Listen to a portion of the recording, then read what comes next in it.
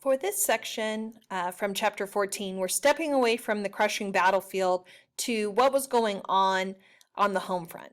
What it was life like for those people behind these battle lines.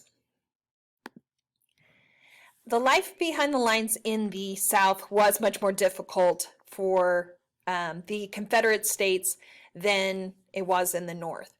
Part of this is there's a new government that has to be formed. After secession, they became the Confederate States of America, and there's a lot of work that has to be done to choose a president, start founding a government, with the idea that they would, after the war, be a separate nation. And so that does take a lot of effort. Also, they have a lack of funds in gold and silver to move things forward economically. There was printed money, but it only had 1/40th of the value of what was printed on it. And so it did make it very difficult for them to be able to afford things. In many cases, as we know, they were not a factory region. They are focused more in agriculture, and so it was hard for them to get the products that they needed with very few factories to produce those things. So costs will skyrocket a lot throughout this time as food and other needed supplies become very scarce. Just to give you an idea of what this looks like, at one time a ham cost $350 and a barrel of flour cost $425. So there was a large disparity from what had been at the beginning of the war. As part of the Anaconda Plan, the U.S. Navy was also putting many ships along the coastal areas in the South to try to keep supplies from getting into them. And as this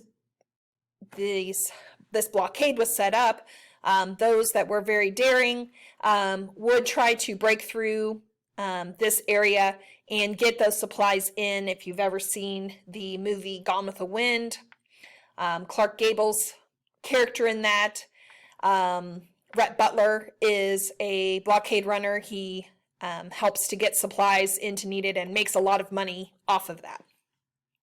Now, as we look at the North, they do face shortages as a lot of supplies do get sent to the front, but it's definitely not on the same scale as we'll see in the South. We actually see prosperity following secession. There was a lot of growth in the country. Farmers do start using more machinery, and it does allow them to grow more food because there's less farm hands. They go to the machinery and they actually see growth in that. We'll also see other industries like ironworking do grow as they're making items, guns, and ammunition, railroad tracks to get the soldiers to where they need to go. As I mentioned in our other episode, there's a nice section about this in the America the Story of Us that I'll add to your assignments for an optional watch. And I do think this episode especially is one of my favorites, that you should take a look at that. So check that out on the assignments later on. And so part of that is we'll see so many different more miles in the North here that connected this, allowed the soldiers to get closer to the battlefields where there's fewer miles of track here that don't always connect very well. They were privately owned. And while the Union had all of the tracks under government control. So these soldiers in the South are having to march to the battle sites where the Union troops could often be delivered there with a lot of resources. Now, when both sides starts feeling the war weariness and they can't keep soldiers in the field, they had to go to conscription, or we might know it better as drafting, or often called compulsory enrollment for both sides. So that was called on and a requirement in the later years of the war for sure. Now, a person could avoid serving in the war if they could hire someone to go in their place or paid a fee. So the fee was often around $300, which would be about $5,600 today. And because many of the wealthy were able to hire people or pay this fee, some came to call this a rich man's war and a poor man's fight, because many of the causes of the war, like slavery, industry, and the economy, had been part of those of the wealth were fighting for their rights, while the poor kind of went along with the fight, but now it was leaving it for those that could not afford this fee or needed the money to be sent to their families often went to war and were dying in their place. There was resistance to this also. In the South, the state governments did not want to give control over to the central government or the Confederate States of American government to the power to draft soldiers. They thought it was their own decision. If the states called for a draft or volunteered their soldiers, that each state should deal with that instead of it being a central government or federal government decision. So that did cause a lot of states to send far fewer men than was needed to this war. In the North, we see resistance in other ways, but one way we see this coming up was violent resistance. There was the New York draft riot in July of 1863. In this, we have people burning buildings, attacking people. As you can see, 119 killed, 306 injured. And we saw that there was deeper reasons than just war. Once this riot started throughout the town, they turned on people within the community, whether immigrants or Black members of the community, and turned on them also, and it just turned into a big time of havoc. And so they had to fight to also settle down this situation in New York. Black soldiers were used by both sides during this conflict also, and will be called up. While in the South, free blacks worked in non-combat jobs like wagon drivers, construction work, cooks. Many of these served out of devotion, either to a master for the slaves that were drafted, or for their region, for their home area. And they would serve not in battle until the end, as Robert E. Lee saw that he should have moved them into that area. In the North, we see that they will fight in separate units, but they are fighting for freedom. And 10% of the Army and 25% of the Navy were made up of these black soldiers. In all, there was about 178,895 black soldiers that went into service for their country.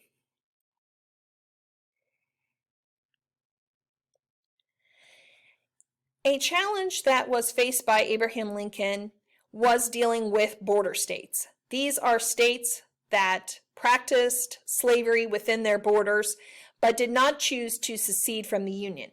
And Lincoln did everything he could to hold these states in place.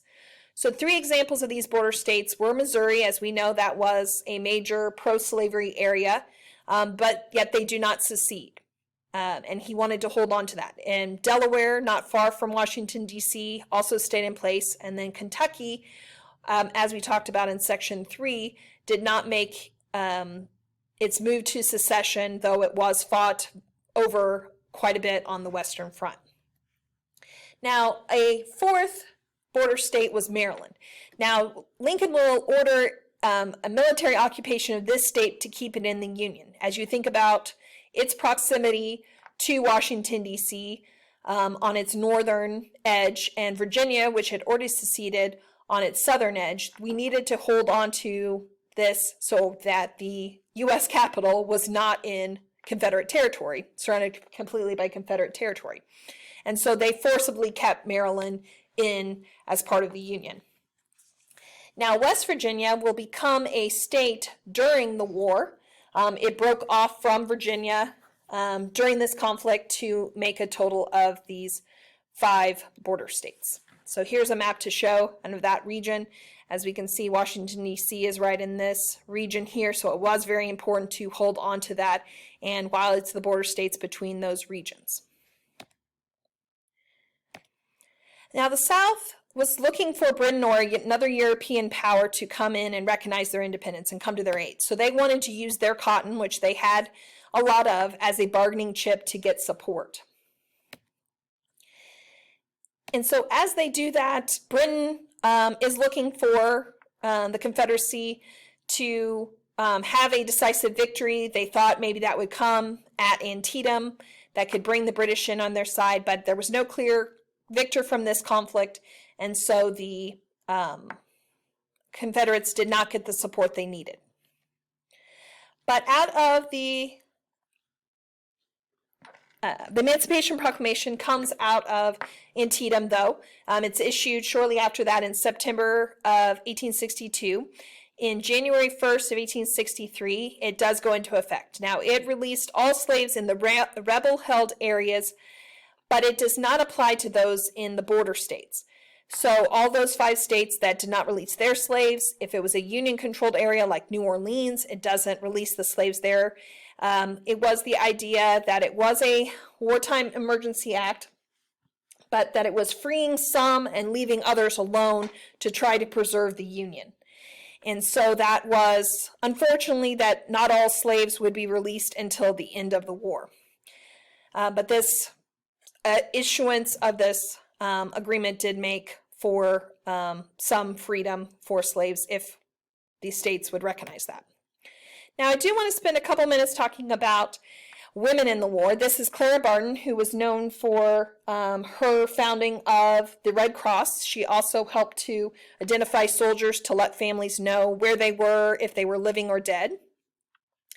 Women also had an important role in making the weapons and bullets. This is women making the mini balls. They would put those together and send them out to the front. Also, women were used as spies.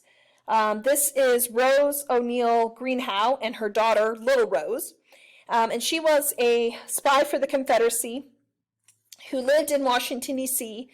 She was able to get close to both Union and Confederate troops because she threw some great parties, but a lot of messages would come out of her house into the hands of the Confederates.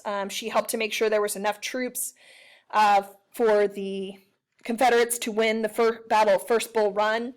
And she's going to be definitely a pain in the side of the Union as they're trying to keep her from passing messages. They put her in jail. That still doesn't keep her from passing messages.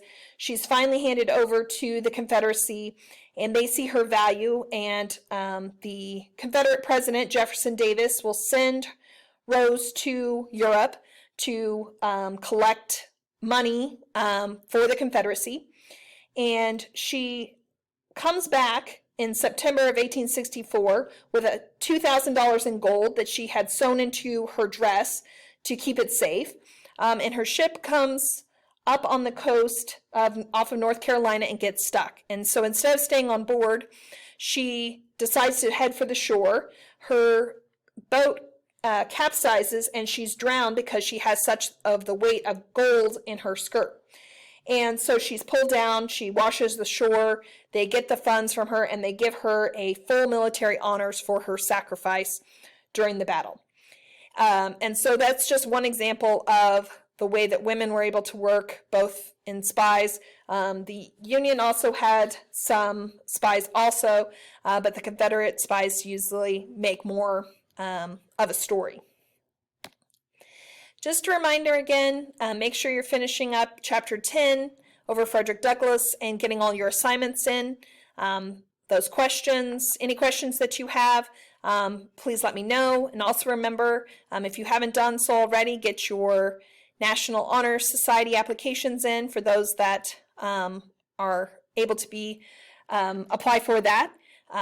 That's due by April 30th at 4 p.m. So hopefully you've already turn that in as you're watching this, or we'll do that. And I hope you will continue to have a great week. Bye.